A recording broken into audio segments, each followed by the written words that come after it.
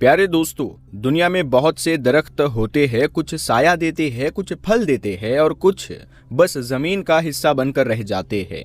लेकिन एक दरख्त ऐसा भी है जिसका नाम सुनते ही सिर्फ कुदरत नहीं बल्कि कयामत, मजहब और आखिरी जमाने की निशानियां एक साथ जहन में आ जाती है। ये वो दरख्त है जिसका जिक्र अल्लाह के रसूल सल्लल्लाहु अलैहि वसल्लम की हदीस में आता है। ये वो दरख्त है जिसे एक पूरी कौम अपनी हिफाजत की अलामत मानती है और ये वो दरख्त है जो आखिरी दौर की एक बड़ी पेशगोई से जुड़ा हुआ है। इस दरख्त का नाम है गरकत। देखने में ये बस कांटों से भरी एक मामूली सी झाड़ी लगता है, लेकिन इसके पीछे जो कहानी छुपी हुई है वो इंसान को सोचने पर मजबूर कर देती है। सवाल ये नहीं कि गरकत कहाँ उगता है, सवाल ये है कि आखिर एक दरख्त को कयामत की निशानी क्यों कहा गया। सवाल ये है कि हदीस में तमाम दरख्तों में से सिर्फ इसी एक दरख्त का नाम क्यों लिया गया। और सवाल ये भी है कि आज के दौर में इस दरख्त को इतनी खामोशी से इतनी बड़ी तादाद में क्यों उगाया जा रहा है। क्या ये सब महज इत्तेफाक है या फिर वो बातें जो सदियों पहले बयान की गई थी आज एक एक करके जमीन पर उतर रही है। इन्हीं सवालों को समझने के लिए हमें पहले गरकत को कुदरत की नज़र से देखना होगा। गरकत एक सहराई दरख्त है जो ज़्यादातर उन इलाकों में पाया जाता है जहां पानी की सख्त कमी होती है, ज़मीन कठोर होती है और सूरज की गर्मी हर चीज़ को झुलसा देती है। ऐसे माहौल में जहां आम पेड़ कुछ वक्त बाद सूख जाते हैं, वही गरकत सालों तक खड़ा रहता है, हरा भी रहता है और मजबूत भी। माहिरों के मुताबिक इसकी सबसे बड़ी वजह इसकी जड़ें है। आम दरख्तों की जड़ें जमीन की ऊपरी सतह में फैलती है, लेकिन गरकत की जड़ें बहुत गहराई तक जमीन के अंदर उतर जाती है, इतनी गहराई तक कि सख्त रेत और पथरीली परतों के बीच से भी पानी खींच लाती है। यही वजह है कि लंबे सूखे के बाद भी ये दरख्त मुरझाता नहीं। इसके अलावा गरकत अपने आसपास की मिट्टी में नमी को बनाए रखने की खास काबिलियत रखता है, यानी जहां यह उगता है वहां की जमीन जल्दी बंजर नहीं होती। इसीलिए माहौली माहिर इसे सहराई इलाकों में जमीन को थामे रखने वाला एक अहम दरख्त मानते हैं।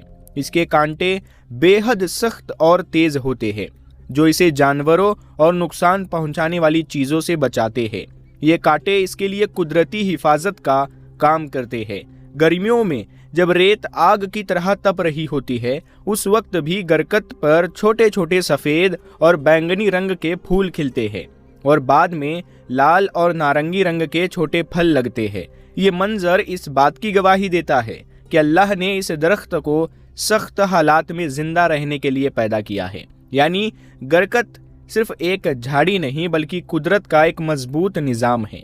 लेकिन गरकत की अहमियत यही ख़त्म नहीं होती।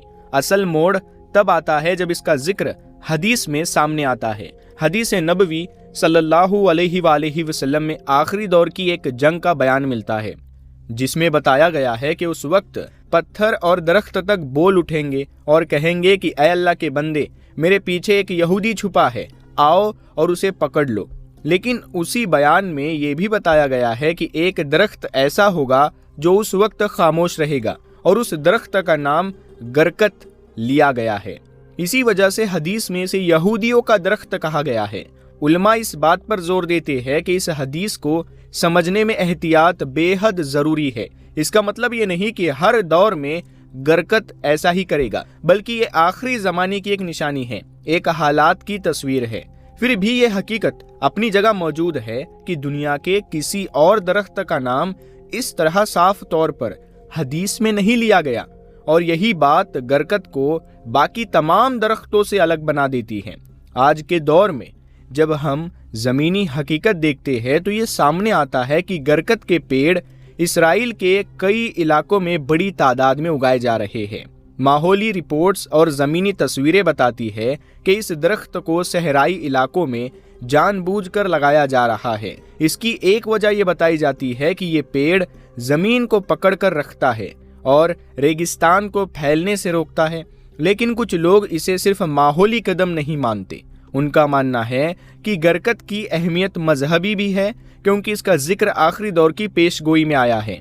यहाँ ये बात समझना بے حد ضروری ہے کہ کچھ باتیں پختہ ثبوت پر کھڑی ہوتی ہے اور کچھ باتیں لوگوں کی سوچ اور تفسیر پر۔ اسلام ہمیں یہی سکھاتا ہے کہ ہر بات کو علم اور عقل کے ساتھ پرکھا جائے، افواہ اور حقیقت میں فرق رکھا جائے۔ گرکت کا درخت موجود ہے، اس کی قدرتی خصوصیتیں ثابت ہے اور حدیث میں اس کا ذکر بھی موجود ہے، لیکن آج کے دور میں اس سے جو سیاسی یا اسٹریٹجک مطلب نکالے جاتے ہیں انہیں آخری سچ مان لینا صحیح نہیں، بلکہ انہیں ایک دعوے کے طور پر دیکھنا چاہیے۔ اس کے باوجود یہ بات صاف ہے کہ گرکت اب صرف ایک صحرائی درخت نہیں رہا، بلکہ ایک ایسا نام بن چکا ہے جو مذہب، سیاست اور آخری دور کی نشانیوں سے جوڑ دیا گیا ہے، اور یہی سے وہ سلسلہ شروع ہوتا ہے جو ہمیں ان گھٹناؤں کی طرف لے جاتا ہے جن پر آج کم بات ہوتی ہے، لیکن جن کا تعلق سیدھے ان تیاریوں سے ہے جو پردے کے پیچھے کی جا رہی ہے، اور یہی سے وہ سلسلہ سامنے آتا ہے جو گرکت کے درخت سے آگے بڑھ کر مذہبی رسموں اور خاموش تیاریوں تک پہنچتا ہے۔ حال کے برسوں میں اسرائیل کے اندر کچھ ایسے واقعات سامنے آئے جن پر عام میڈیا نے زیادہ توجہ نہیں دی، لیکن مذہبی معاملوں پر نظر رکھنے والے لوگ انہیں معمولی نہیں مانتے۔ کہا جاتا ہے کہ یروشلم میں ایک خاص موقع پر بڑی تعداد میں مذہبی پیشوا ایک جگہ جمع ہوئے اور شوفر یعنی ٹرمپ ایک ساتھ بجائے گئے۔ یہودی روایت میں شوفر کوئی عام ساز نہیں ہوتا، بلکہ اسے اعلان، چیتاونی اور کسی بڑی تبدیلی کی نشانی مانا جاتا ہے۔ جب شوفر بجتا ہے تو اس کا مطلب یہ سمجھا جاتا ہے کہ کوئی اہم پیغام دیا جا رہا ہے یا کسی بڑے مرحلے کی تیاری ہو رہی ہے۔ اتہاس میں شوفر الگ الگ موقعوں پر بجایا گیا ہے، لیکن بہت بڑی تعداد میں شوفر کا ایک ساتھ بجنا عام طور پر کسی گہرے انتظار سے جوڑا جاتا ہے۔ شوفر زیادہ تر مینڈھے کے سنگ سے بنایا جاتا ہے اور اس کی آواز کو اس طرح تراشا جاتا ہے کہ وہ سیدھے انسان کے دل پر اثر کرے۔ یہ کوئی عام دھن نہیں ہوتی، بلکہ ایک گہری اور بھاری گونج ہوتی ہے۔ اسی سلسلے میں ایک اور معاملہ سامنے آتا ہے جو زیادہ سنویدنشیل ہے، اور وہ یہ ہے لال گائے کی قربانی کا۔ یہودی مذہبی کتابوں میں لال گائے کا ذکر صدیوں سے ملتا ہے۔ ان کے مطابق ایسی گائے بہت سخت شرائط پر پوری اترنی چاہیے، اس کے جسم پر کسی اور رنگ کا ایک بھی بال نہیں ہونا چاہیے، اور وہ ہر اعتبار سے بنا کسی نقص کے ہو۔ ان کے بزرگوں کا ماننا ہے کہ ایسی گائے کا ملنا اپنے آپ میں ایک بڑی نشانی ہوتا ہے، اور جب ایسی گائے قربان کی جاتی ہے تو اسے عام قربانی نہیں بلکہ ایک بے حد پوتر عمل سمجھا جاتا ہے۔ کچھ رپورٹس کے مطابق حال کے دور میں اس طرح کی رسم انجام دی گئی، اور اس کے بعد اس گائے کی راکھ کو بھی سنبھال کر رکھا گیا، کیونکہ ان کے یقین کے مطابق اس راکھ کا استعمال آنے والے مذہبی عمل میں کیا جائے گا۔ یہاں یہ بات صاف رکھنا ضروری ہے کہ یہ تمام باتیں یہودی مذہبی عقیدے کا حصہ ہے، اور انہیں اسی نظریے سے دیکھا جانا چاہیے۔ اسلامی نظریے سے ہمارا کام انہیں نہ صحیح ٹھہرانا ہے اور نہ ہی بے وجہ ڈر پھیلانا، بلکہ یہ سمجھنا ہے کہ دوسری قومیں اپنے یقین کے مطابق کس طرح سوچتی اور تیاریاں کرتی ہے۔ اسی سلسلے میں ان کی کچھ اور رسمیں بھی ہیں، جیسے یوم کپور سے پہلے کا عمل جس میں انسان اپنے گناہوں سے پاک ہونے کا یقین کرتا ہے، یا تاشلیخ کی رسم جس میں بہتے پانی میں روٹی کا ٹکڑا ڈال کر گناہوں کے دور ہونے کی علامت بنائی جاتی ہے۔ یہ تمام عمل ان کے مذہبی نظام کا حصہ ہے اور زیادہ تر خاموشی سے انجام دیے جاتے ہیں، بنا زیادہ پرچار کے۔ جب ان تمام باتوں کو ایک ساتھ جوڑا جائے تو یہ سمجھ میں آتا ہے کہ یہ لوگ الگ الگ واقعات نہیں بلکہ ایک ہی سوچ اور ایک ہی انتظار کی کڑیوں میں شامل ہے۔ اب سوال یہ پیدا ہوتا ہے کہ ایک مسلمان کے طور پر ہمیں ان سب باتوں کو کس نظر سے دیکھنا چاہیے؟ اسلام ہمیں ڈر پھیلانے یا ہر گھٹنا کو قیامت سے جوڑ دینے کی تعلیم نہیں دیتا، بلکہ ہمیشہ ہمیں ہوش، علم اور ایمان کے ساتھ حالات کو سمجھنے کا حکم دیتا ہے۔